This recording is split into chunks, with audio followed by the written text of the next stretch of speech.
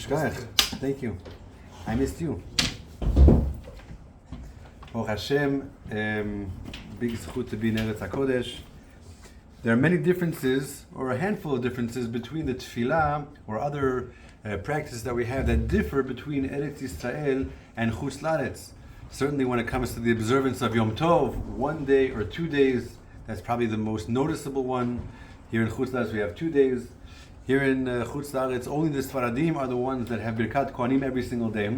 But in Eretz HaKodesh, even the Ashkenazim are noheg that they have Birkat Kohanim every single day.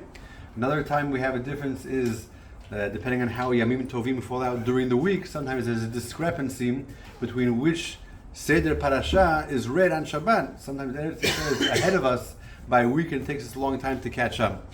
But there is something which I encountered which is not as well known, which is between the 7th day of Cheshvan, earlier this past month, and the 4th or 5th day of December, depending on the year, Eretz Yisrael already begins saying in Birkat HaShanim, V'ten tanu mata livracha. That's the bracha pretty much in the middle of Shmona Esrei, after the Fa'enu, before Tekah, the Birkat HaShanim, and there they already begin formally not just mentioning, but requesting rain. They've already brought in the rainy season, and they request rain, Shoela Geshamim, by saying, V'ten tanu mata livracha.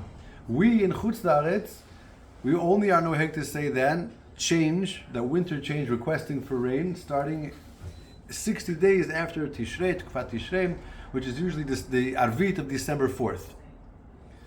So if you are from Chutz La'aretz, such as myself, and you go to visit Eretz HaKodesh during this interval, what do you say in the Shmona Esrei?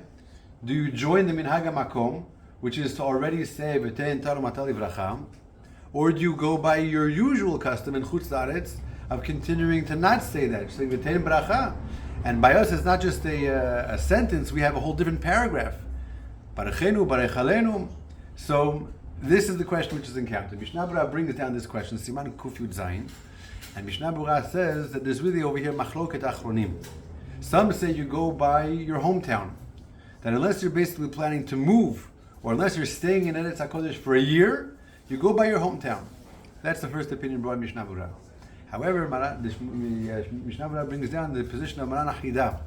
Bekei Yosef, Maran Achidah brings down that you go by the Minhag HaMakom.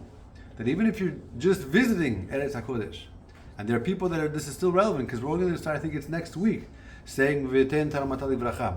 So I know people that are going to visit Eretz HaKodesh with Chutz La'aretz already coming later this week.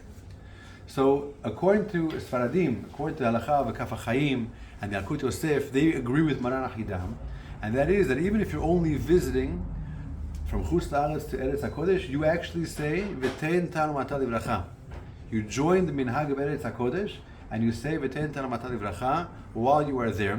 What about when you come back? Do you switch? So the Alkut Yosef writes, so in that case you actually do. You go back in Chutz La'aretz to say the regular V'ten bracha, but he recommends that you should add in V'ten tanu mata livracha during Shomei Tefillah, during Shema Kolenu. So the halacha l'maaseh would be for Sfaradim, those who follow Alkut Yosef, Maran Achidah, Kaf HaChaim, is that you go by the minhag Eretz Yisrael when you are there. And when you return, if Mashiach doesn't come while you're there, you have to return to Chutz La'aretz, then you go back to saying V'ten bracha, and then in Shomei Tefillah, then you throw in once again V'ten tanu mata livracha. Are we done already? We have minutes? No.